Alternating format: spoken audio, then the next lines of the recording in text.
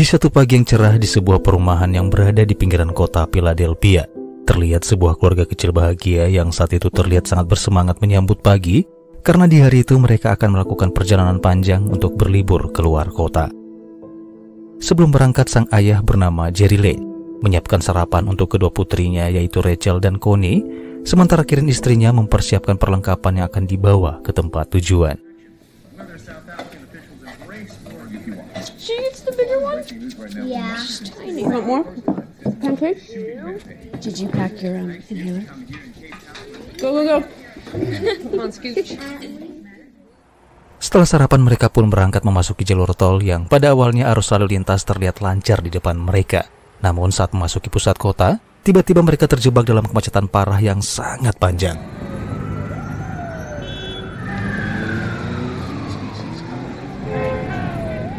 Entah kenapa di pagi itu kota Philadelphia dipadati oleh kendaraan, meninggalkan tanda tanya di benak setiap pengendara, termasuk Jerry yang saat itu mencoba menyalakan radio untuk mencari tahu apa yang sebenarnya terjadi.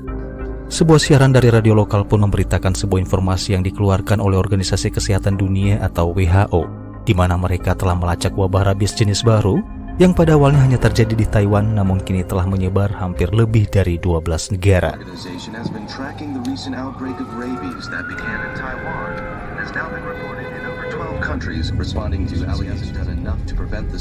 Di tengah situasi yang masih belum juga menemukan titik masalah kemacetan, Jerry sekeluarga tiba-tiba dikagetkan dengan munculnya motor polisi yang menabrak kaca spion mobil mereka, yang ketika Jerry keluar untuk memastikan apa yang lagi-lagi sedang terjadi. Saat itulah terjadi sebuah ledakan yang disusul oleh tabrakan beruntun yang tak terkendali bersamaan dengan teriakan histeris ketakutan yang berujung kematian.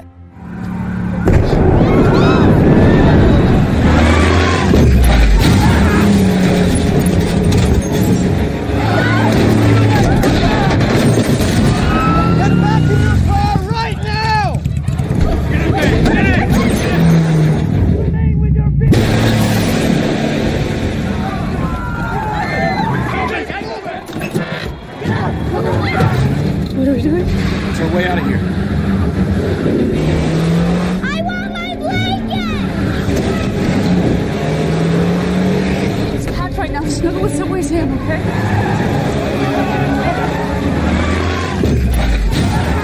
Right? Hey, Joe, baby, you gotta get back in your seat.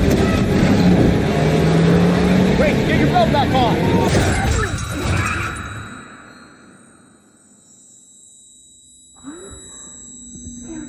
You okay? Rachel, sweetheart. Rachel, you hurt? Honey. You okay? It's okay.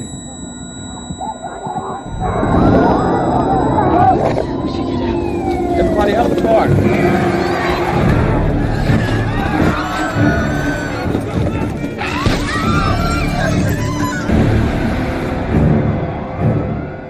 Di tengah kekacauan di mana semua orang berlari panik ketakutan, terlihat beberapa di antaranya bertingkah sangat aneh, di mana tanpa terkendali mereka menyerang orang-orang dengan sangat agresif. Serangan yang mengerikan itu disaksikan langsung oleh Jerry, di mana ia melihat seorang pria diserang dan digigit secara membabi buta, dan hanya dalam waktu 12 detik pria itu tiba-tiba berubah menjadi makhluk yang sangat mengerikan.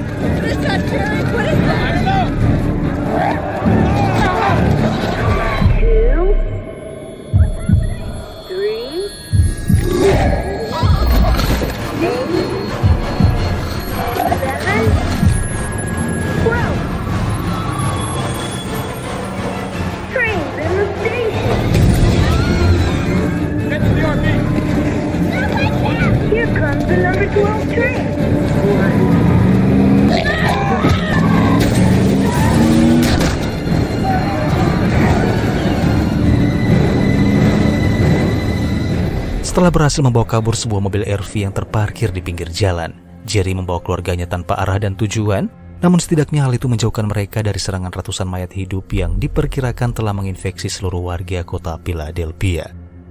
Di saat Jerry sedang fokus menyetir, tiba-tiba putri sulungnya yaitu Rachel mendadak mengalami sesak nafas akibat asmanya yang tiba-tiba kambuh. Bahkan sialnya, tas Kirin yang berisikan inhaler atau alat penghirup obat melalui mulut ternyata telah tertinggal di dalam mobil. You're gonna be all right. Dallas, look at me. Look at me. Breathe in through your nose. Out through your mouth. Okay, we're gonna go to the pharmacy. We're gonna move.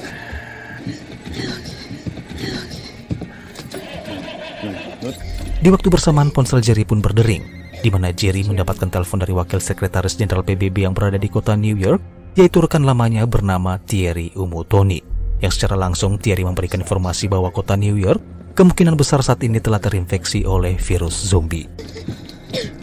Daddy. Connie, give me that. Give me that. Thank you, Connie. Where are you? 95, heading north. All right, we'll try to get a helicopter to you. I'll call you back with an extraction point. I'll need you. I need you back. Dan di momen ini pada akhirnya terungkaplah sebuah fakta, di mana Jerry merupakan mantan penyelidik di organisasi PBB yang dipanggil kembali untuk menyelidiki wabah zombie yang kini mulai menginfeksi hingga ke seluruh dunia.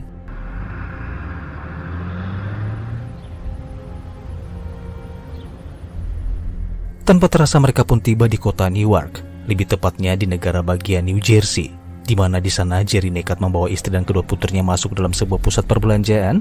Di tengah situasi panik semua orang yang mulai menjarah seisi toko, kejahatan pun seakan dilegalkan demi bertahan hidup secara individu, tak lagi peduli dengan keselamatan orang lain.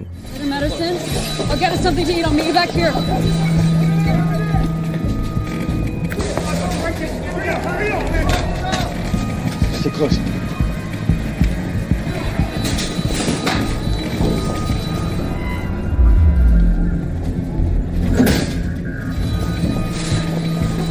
They outgrow the asthma, supposedly.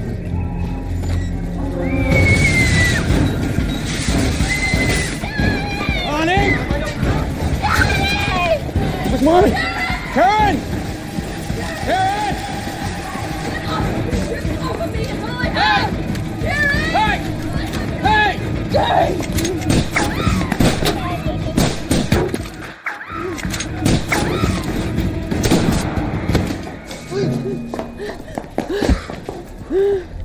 Di saat Jerry berhasil membawa keluarganya keluar dengan selamat dari pusat perbelanjaan, Jerry sekeluarga kembali mendapatkan kesialan, di mana mobil RV yang tadinya terparkir di halaman ini telah raib digondol oleh seseorang, sehingga tanpa pikir panjang mereka pun memutuskan berjalan kaki untuk mencari bangunan yang lebih tinggi. Namun di tengah perjalanan menuju ke sana, mereka tiba-tiba dikagetkan dengan sebuah ledakan bersamaan dengan jatuhnya sesosok tubuh yang mendarat di atas sebuah mobil tepat di belakang mereka. Dan saat itulah muncul kawanan zombie yang mulai berdatangan, hingga tanpa pikir panjang Jerry membawa keluarganya secepat mungkin masuk ke dalam bangunan sebuah apartemen.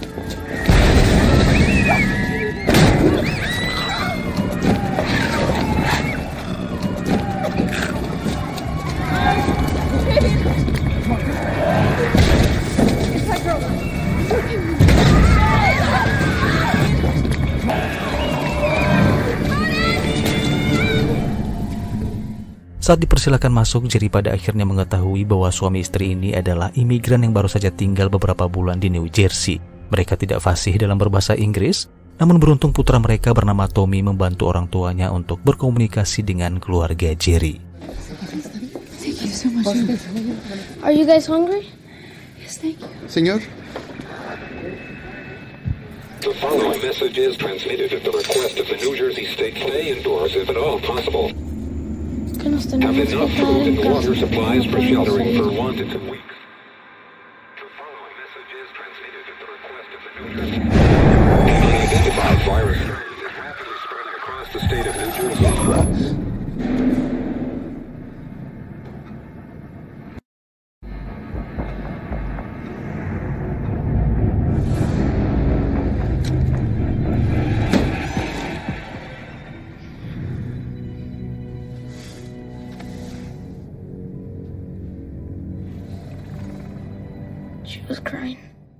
Singkat cerita, setelah beristirahat selama beberapa jam, Jerry mengajak keluarga Tommy untuk pergi bersama mereka. Namun sayangnya ayah Tommy bernama Rolf menolak dan tetap bertahan tinggal di dalam gedung apartemen tersebut, dengan alasan berada di dalam gedung adalah tempat yang paling aman, dibandingkan di luar sana sangat mustahil bisa selamat dari kejaran makhluk yang mengerikan itu. Mendengar hal itu, Jerry pun tak bisa berbuat apa-apa. Ia menghargai keputusan Rolf, karena bagaimanapun juga Rolf adalah sosok seorang ayah. Ia berusaha bertahan dan melakukan apapun, yang semua itu adalah demi keselamatan keluarganya.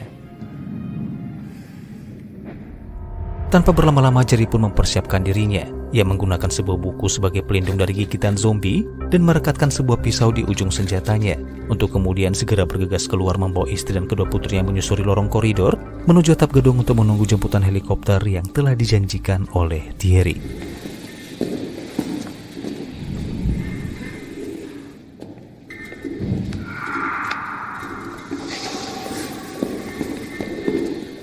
Sementara itu di dalam ruangan kamar apartemen, Rolf yang baru saja menutup pintu dan mengganjalnya dengan sebuah lemari kecil, tiba-tiba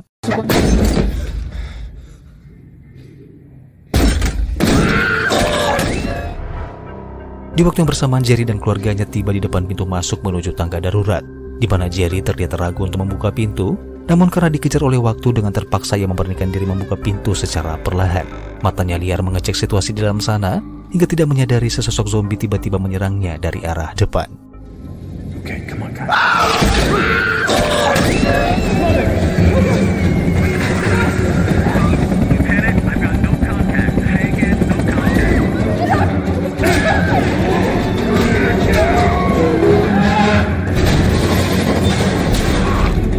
Suara gaduh menggema terdengar hingga ke penjuru gedung, menarik perhatian kawanan zombie lain yang seketika berlari menghampiri asal suara, hingga hal itu membuat Jerry dengan terpaksa meminta istrinya untuk membawa anak-anak naik ke atas gedung terlebih dahulu, sementara dia sendiri akan menahan kawanan zombie yang terus berdatangan mengejar mereka.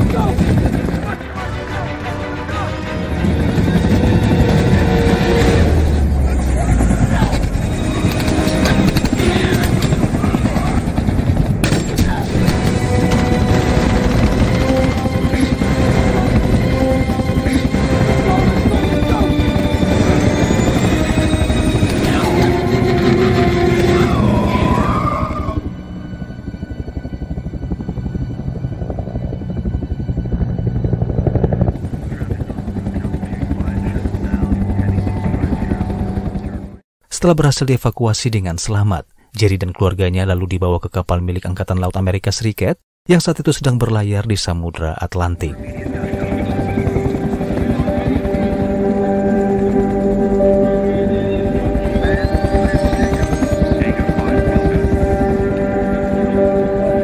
Jerry, good to see you, my friend.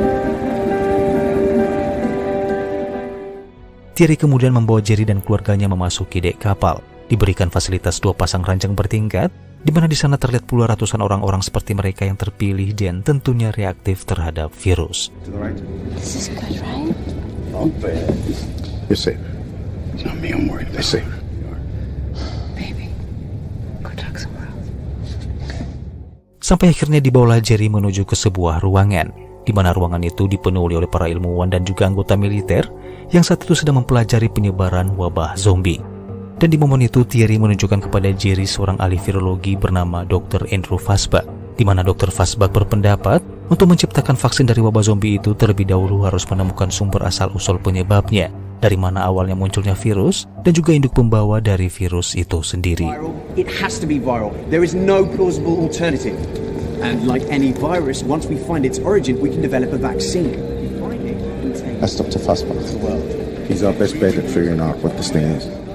Dari pendapat Dr. Fasbach itulah para ahli pun menemukan sedikit pencerahan, di mana mereka menemukan informasi bahwa kata zombie pertama kali disebutkan, yaitu di dalam sebuah memo misterius di Camp Humphreys yang berada di Korea Selatan. Berbekal informasi memo misterius tersebut, Dr. Fasbach pun akan segera ditugaskan ke sana untuk menemukan sumbernya, dengan harapan pembuatan vaksin segera dilakukan untuk menghentikan virus zombie.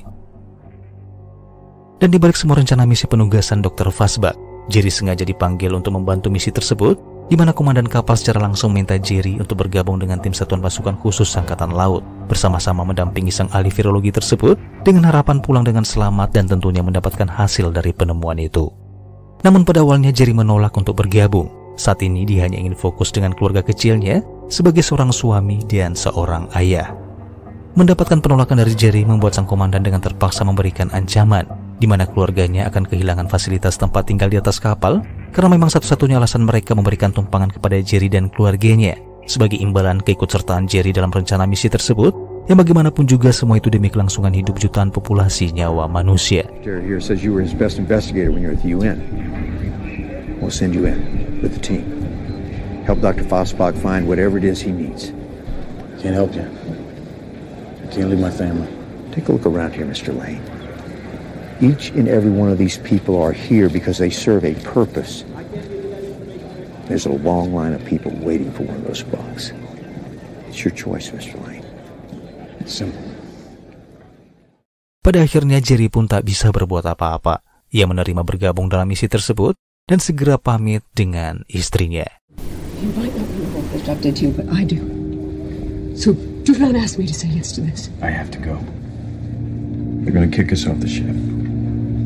What? If I go, you, the girls, tell me I have a place to stay. If I don't, back in Philly tonight. Keep this with you. Call in once a day, as long as I make the call. Everything's gonna be okay. I'm coming back. Okay? We're gonna make the best of it. All right, tough guy. Take care of the ladies for me. Deal. Get baby doll.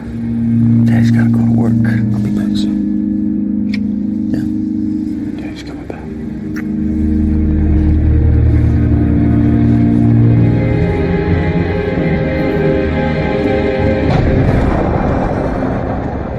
Pada akhirnya berangkatlah mereka menuju ke Korea Selatan. Jerry, Dr. Fosbach beserta beberapa satuan pasukan khusus Angkatan Laut dikirim ke sana dengan menggunakan sebuah pesawat. The thing you thought was the most brutal aspect of the virus turns out to be the chink in its armor. And she loves disguising her weaknesses as strengths. Singkat cerita, malam hari pun tiba. Pesawat mereka mendarat dengan aman di lokasi Camp Humphreys, Korea Selatan, di tengah hujan deras yang memecah kesunyian malam. Tak berapa lama pintu kargo pun terbuka. Fosbach dan Jerry segera turun perlahan, dikawal oleh pasukan tentara yang berada di garis depan. Di saat pasukan tentara berhasil turun, saat itu pula terdengar suara erangan dari kejauhan. Suara hujan yang semakin deras disangka akan menyamarkan suara langkah kaki mereka, namun tak mengapa tiba-tiba seorang tentara diserang hingga...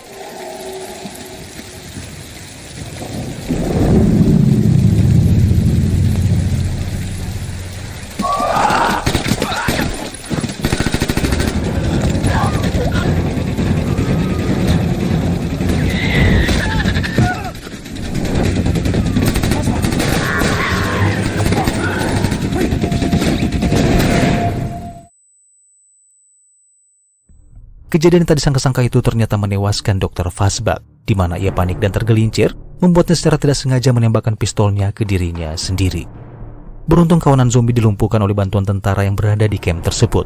Mereka segera dibawa masuk ke dalam, diperiksa satu persatu hanya untuk memastikan mereka tidak terinfeksi. Clear. Good. The guy who just shot himself.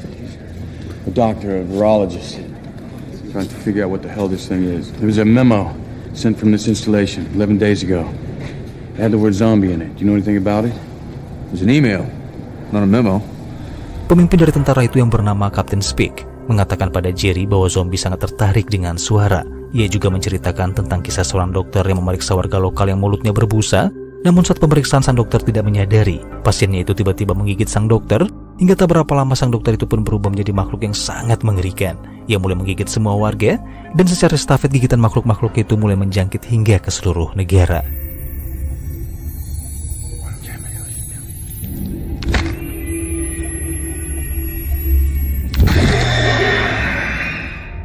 Setelah Kapten Speak bercerita, Jerry kemudian mengalihkan pandangannya ke sebuah ruangan sel penjara, di mana di dalam sana terkurung seorang mantan CIA yang ditahan karena kedapatan telah menjual senjata ilegal ke Korea Utara. Di saat Jerry masuk ke dalam, mantan agen CIA itu lalu bercerita, di mana ia mengatakan bahwa Israel selamat dari serangan zombie karena telah membangun tembok raksasa di Yerusalem setinggi 50 kaki. Mereka membangun tembok itu bukan untuk mengantisipasi serangan wabah zombie, namun jauh sebelum virus menjangkit, tembok dibuat untuk tujuan keamanan. Ia lalu mengatakan sebaiknya Jerry segera ke sana dan menemui kepala dinas intelijen Israel bernama Jürgen Wamber dengan tujuan menggali informasi kepada beliau yang tentunya salah satu orang di Israel yang sudah tahu tentang kemunculan wabah tersebut. Tanpa pikir panjang, Jerry pun dengan segera meminta bantuan Kapten Speak untuk membantunya mengisi bahan bakar pesawat. Sementara dia sendiri dan 2 pilot akan masuk ke pesawat terlebih dahulu menggunakan sepeda untuk meminimalisir suara yang bisa menarik perhatian kawanan para zombie. Setelah Kapten Speak memberikan arahan, misi itu pun segera dimulai. You'll be alright. Just pedal your ass off. Make sure Maverick here keeps the nose of that plane pointed towards the sun. Just remember, don't lock the Bowser's fuel line to the inlet. Fine, let's go, lights out!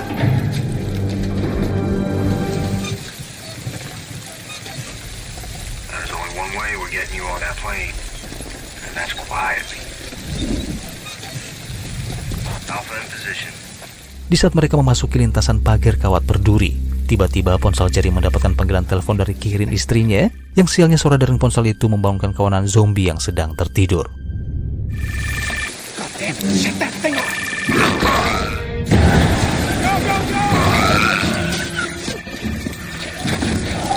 Looks like we just woke the dead. Out of respect for others, please turn off all pages. I'm gonna clear a path through Z! You paddle like hell!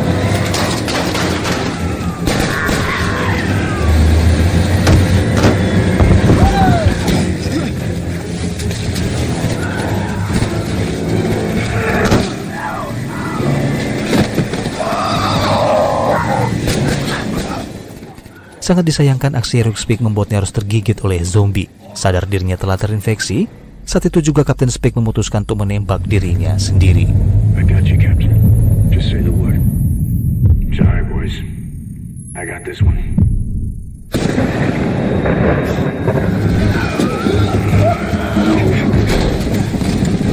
Okay, clear.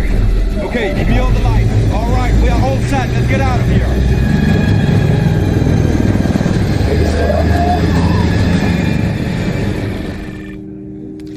Jerry. Hi, baby. I tried to call you. I know I was, it's bad timing. I was running around. Are you okay?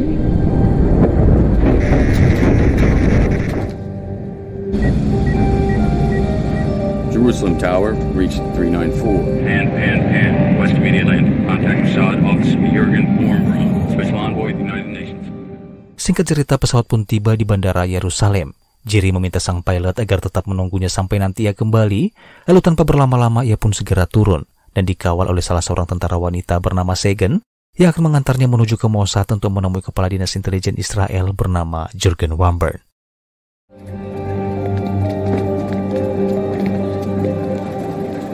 Old Lane. Setelah bertemu Jürgen, saat itulah Jürgen menjelaskan tentang alasannya membangun tembok yang menjulang tinggi tersebut, di mana beberapa bulan yang lalu beliau sempat menyadap komunikasi dari seorang tentara angkatan darat di India yang menyatakan bahwa pasukan India sedang memerangi raksasa, yang artinya adalah memerangi mayat hidup. Dan dari informasi itulah Jürgen dengan segera membangun tembok setinggi 50 kaki, di mana tembok itu mengelilingi kota Yerusalem dan berhasil dibangun hanya dalam waktu 2 minggu.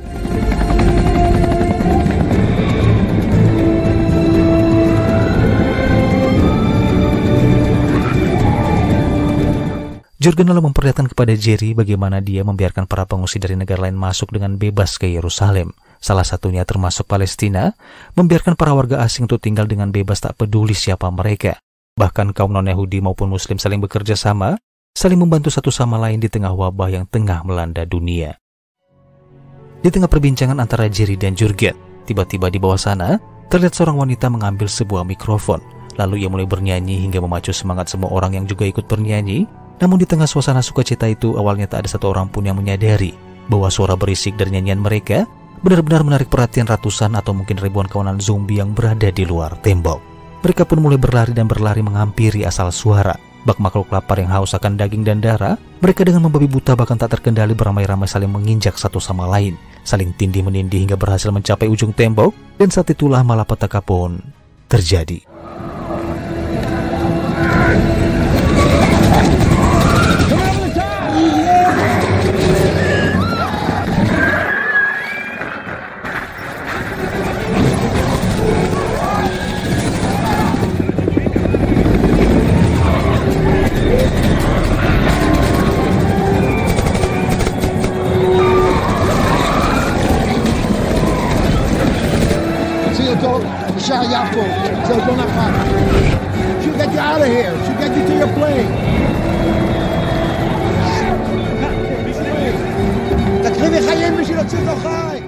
Di tengah hiruk-pikuk semua orang yang berlari ketakutan tak tentu arah, Jerry melihat seorang pria tua berdiri di tengah kerumunan para zombie. Yang anehnya pria tua itu tidak diserang, bahkan seperti tak terlihat oleh mereka.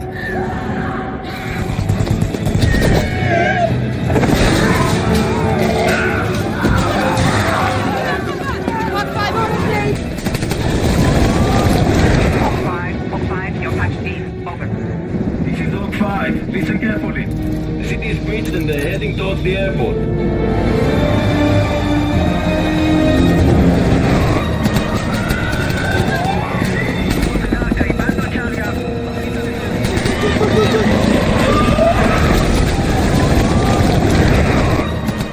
Di saat Jerry dan Sagan hendak masuk ke dalam sebuah bangunan, lagi-lagi Jerry melihat sebuah keanehan, di mana dari kejauhan ia melihat seorang bocah berkepala botak dengan tubuh kurus krempeng dibiarkan begitu saja oleh konan zombie seperti tak menyadari keberadaannya.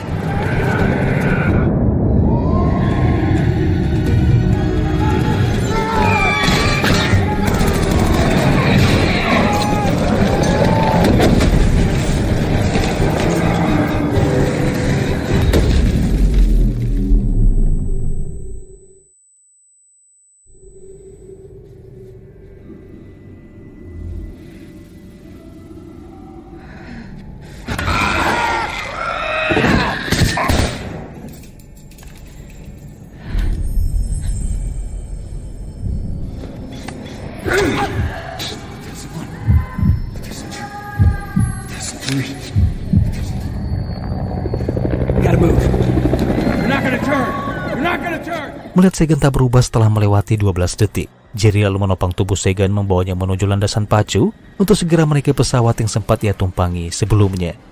Namun sial pesawat tersebut baru saja lepas landas setelah mendapatkan perintah untuk meninggalkan Yerusalem. Yang secara bersamaan Jerry melihat pesawat penumpang Belarus Airways yang bergerak akan segera lepas landas, dan saat itu juga tanpa berlama-lama Jerry dan Sagan menghadang pesawat tersebut dan menaikinya.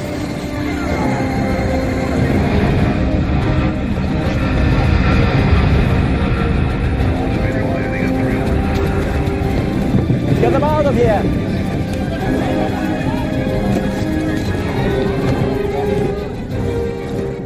Jerry dan Sagan pun berhasil masuk bersama dengan penumpang lain, dan saat itu juga pesawat pun lepas landas, meninggalkan orang-orang di bawah sana yang masih berjuang menyelamatkan diri.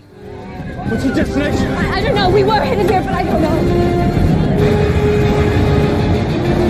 Надо шевронлей подлиннее был. Янтар. Америка 2.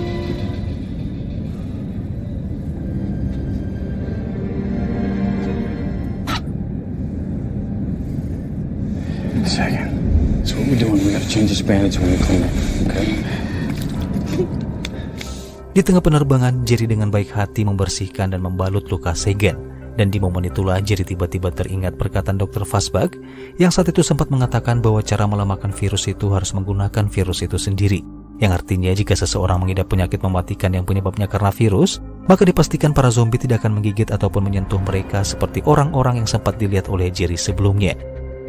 Menyadari hal itu, Jerry pun menyempatkan diri menghubungi Karen istrinya untuk memberikan kabar, dan kemudian ia meminta sang istri agar memberikan telepon itu pada Thierry, di mana ia memberitahu bahwa dia telah menemukan solusi untuk menghentikan wabah zombie tersebut. Namun sebelum menjelaskan solusinya, Jerry meminta Thierry agar membantunya mencari fasilitas riset medis terdekat untuk membuat vaksin. You gotta locate the closest medical research facility, a CDC, a WHO, something that makes vaccines. Any close airport to it? I don't understand. No time to explain, just make it happen, man. Okay.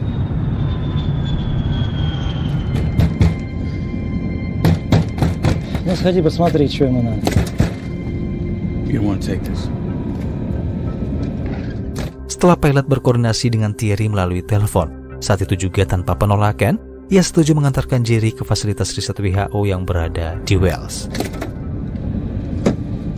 We made contact with Cardiff Airport, Wales, where people directed us.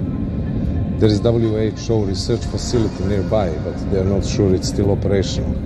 This is the location. Make it. Ladies and gentlemen, this is your captain. I'm glad to report that we are close to Cardiff Airport in Wales. Di tengah perjalanan menuju ke Wales, suasana di kabin terlihat begitu hening, di mana hampir semua penumpang di dalam sana tertidur dengan pulas. Namun tidak dengan seekor dogi kecil yang imut dan lucu. Ia sepertinya mengendus sesuatu yang aneh di belakang pesawat, hingga ia pun turun dari pangkuan majikannya dan berlari perlahan sembari mulai menggonggong.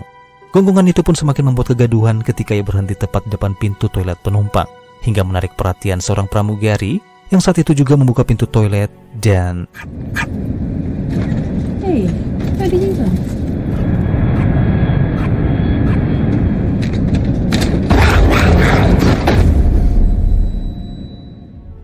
Jerry dan penumpang lain yang berada di kabin depan pun mulai merasakan adanya sesuatu yang aneh. Satu persatu dari mereka mulai terbangun, di mana hal itu semakin membuat Jerry penasaran, hingga ia pun berdiri dan mengecek kabin belakang, dan saat itu juga kengerian pun kembali terjadi.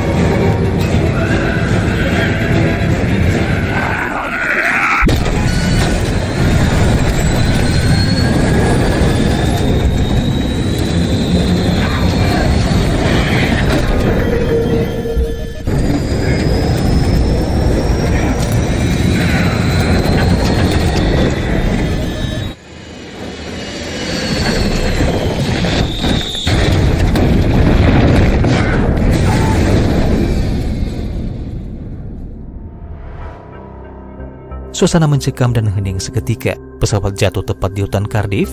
Beruntung secara ajaib Jerry dan Segan selamat dari kecelakaan tersebut. Namun Jerry mengalami luka yang cukup serius pada perutnya, yang membuatnya harus dipapa oleh Segan menuju ke kota terdekat.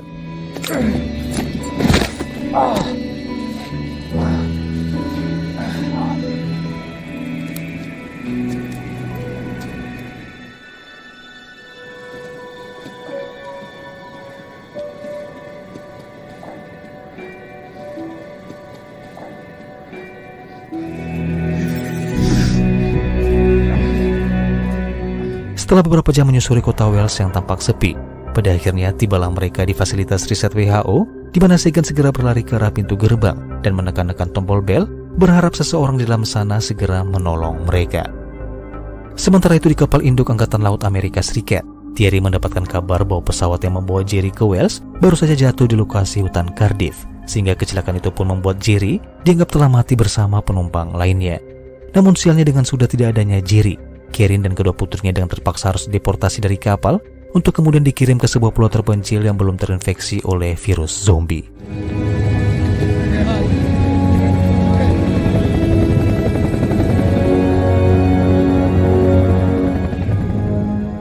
Beberapa hari kemudian Jerry pun akhirnya tersadar di dalam gedung fasilitas riset WHO.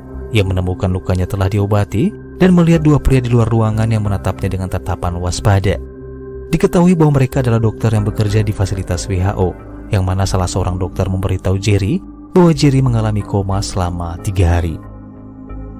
Merasa dicurigai, Jerry pun meminta seorang dokter bernama Matteo untuk berbicara dengan Karen istrinya. Namun saat ditelepon, yang menjawab bukanlah Karen melainkan Thierry. Thierry dengan sangat bersalah memberitahu Jerry kalau keluarganya telah dipindahkan di sebuah pulau terpencil yang aman dari wabah, dan kemudian meyakinkan kedua dokter tersebut bahwa Jerry adalah utusan dari PBB yang sedang melakukan misi untuk menemukan vaksin virus zombie. Setelah kedua dokter mengetahui siapa dan apa tujuan Jerry datang ke sana, mereka pun membawa Jerry masuk ke dalam sebuah ruangan untuk kemudian diperkenalkan dengan beberapa staf yang bekerja di sana. Tanpa berlama-lama, Jerry pun menjelaskan sebuah teori, di mana sebuah penyakit yang disebabkan oleh virus mampu menyamarkan penciuman dan penglihatan para zombie. Berdasarkan teorinya tersebut, Jerry pun menceritakan pengalamannya yang sempat melihat beberapa kejadian aneh, di mana seorang pria tua, bocah kurus, dan seorang tentara di Humphreys yang diduga menderita sebuah penyakit tidak diserang bahkan tak tersentuh sedikit pun oleh kawanan para zombie. He wants a what? Deadly pathogen with a high mortality rate. Anyway, excuse me. What's this for? Mr. Lane believes we can use such a disease against the undead. I believe these things have a weakness. And that weakness is weakness. Our weakness. I have witnessed them literally bypass people. Walk right around them like a river around a rock. Why? I think because those people were sick. I think they were terminal. And these things could sense it. Setelah menjelaskan secara detail, Jerry kemudian meminta kerjasama mereka agar membantunya, yaitu mencarikan beberapa virus atau bakteri yang paling mematikan beserta vaksinnya, dengan alasan bahwa ia akan menggunakan virus itu untuk menangkal serangan para zombie. Namun sayangnya sampel virus itu berada di dalam laboratorium gedung B yang di dalamnya terdapat puluhan zombie, di mana seorang staf menjelaskan bahwa 2 jam setelah wabah menyebar, salah satu dokter mencoba meneliti sampel darah yang dikirim secara misterius. Ia dengan sengaja menyuntikkan sampel darah tersebut ke jarinya sendiri, hingga tak berapa lama sang dokter pun berubah menjadi zombie dan menyerang seluruh staf yang bekerja di gedung itu. Pada akhirnya tak ada yang dapat dilakukan selain mengambil tindakan nekat. Jerry mengusulkan untuk masuk ke gedung B bersama dengan Sagan dan Dr. Matteo. Sure you want to do this? Of course I'm not. Let's go. Good luck. See y'all shortly. If anything comes down this hole before we do, you seal these doors for good. Understood? Okay.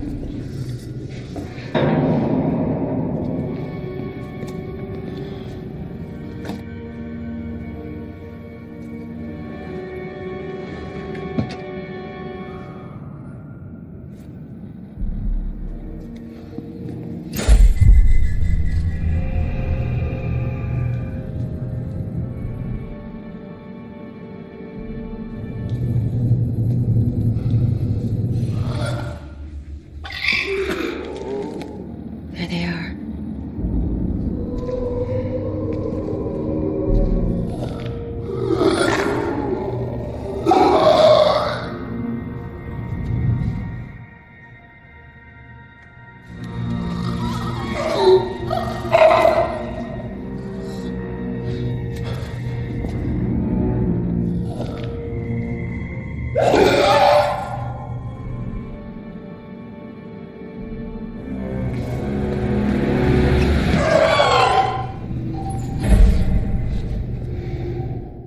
Awalnya langkah mereka menyusuri koridor berjalan tanpa kendala. Namun tiba-tiba Dr. Matteo tanpa sengaja menyenggolkan linggisnya ke sebuah rak berbahan besi, hingga itu menimbulkan suara keras dan...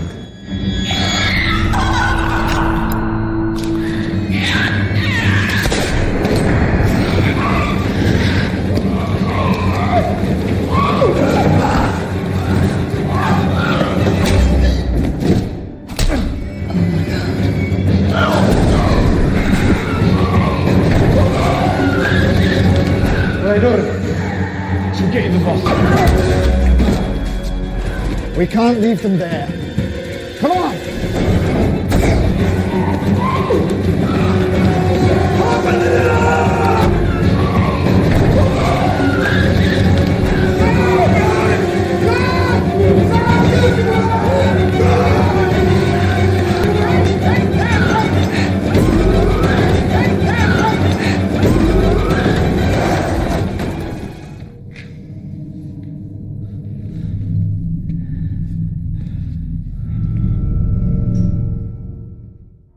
Setelah berhasil lolos dari serangan makhluk-makhluk mengerikan itu, pada akhirnya Jerry pun menemukan laboratorium dan masuk ke dalam, di mana dalam sana ia menemukan ada banyak sampel virus yang membuatnya bingung. Bahkan tak ada alat komunikasi untuk bertanya kepada para staf, sehingga Jerry pun memutuskan untuk mengambil beberapa sampel untuk keluar dari sana. Namun saat berbalik badan,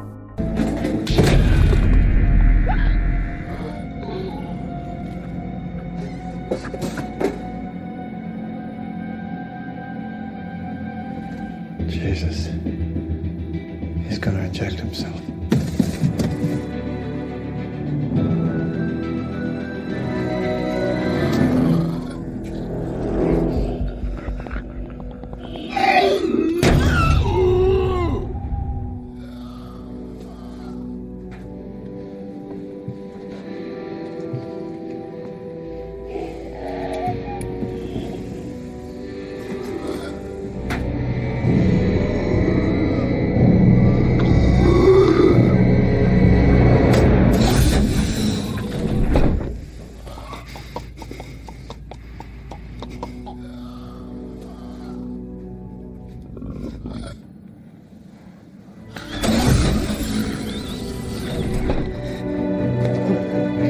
right past them.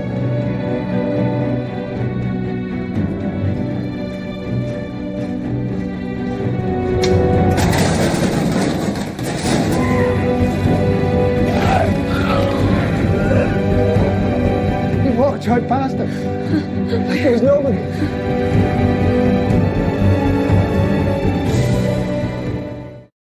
Setelah meninggalkan fasilitas riset WHO dan berpisah dengan Sagan, dengan tas besar berisikan ratusan bibit virus flu burung dan vaksinnya, Jerry pada akhirnya tiba di Nova Scotia dan bertemu kembali dengan keluarga kecilnya.